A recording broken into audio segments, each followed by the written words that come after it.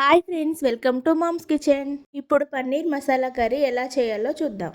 ఇప్పుడు stove on చేసుకొని ఒక ప్యాన్ పెట్టుకొని అందులో 2 టేబుల్ స్పూన్ల ఆయిల్ యాడ్ చేసుకొని పన్నీర్ని ఇలా క్యూబ్స్లా కట్ చేసి వేసి ఫ్రై చేసుకోవాలి. పన్నీర్ ఫ్రై అయిన తర్వాత తీసి ఒక ప్లేట్లో వేసుకోవాలి.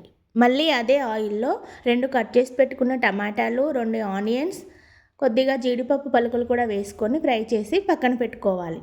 ఇవి కొద్దిగా చల్లారిన తర్వాత మిక్సీ జార్లో వేసుకొని మెత్తని పేస్ట్లా చేసుకోవాలి. ఇప్పుడు ఒక బౌల్ తీసుకొని అందులో 1 టేబుల్ స్పూన్ కారం, 1 టేబుల్ స్పూన్ ధనియాల పొడి, రుచికి సరిపడా ఉప్పు, కొద్దిగా పసుపు, గరం మసాలా వేసుకొని కలుపుకోవాలి. ఇందులో కొద్దిగా వాటర్ యాడ్ చేసుకొని కలుపుకొని పక్కన పెట్టుకోవాలి.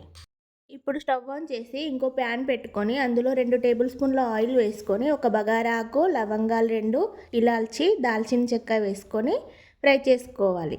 మనం ముందుగా రెడీ చేసి పెట్టుకున్న ఆనియన్ టమాటా పేస్ట్ కూడా వేసుకొని ఫ్రై చేసుకోవాలి. ఇందులో ముందుగా చేసి పెట్టుకున్న మసాలా పేస్ట్ కూడా వేసుకొని కలుపుకోవాలి. ఈ మసాలా అంతా ఫ్రై అయ్యి ఆయిల్ పైకి తేలిన తర్వాత కొద్దిగా వాటర్ యాడ్ చేసుకొని కలుపుకొని ఒక 5 మినిట్స్ ఉడికించుకోవాలి.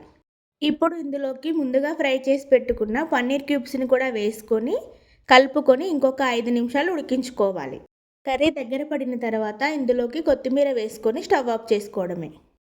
ఇంట్లో పన్నీర్ ఉంటే చాలండి, కర్రీని ఎవరైనా ఈజీగా చేసేయచ్చు.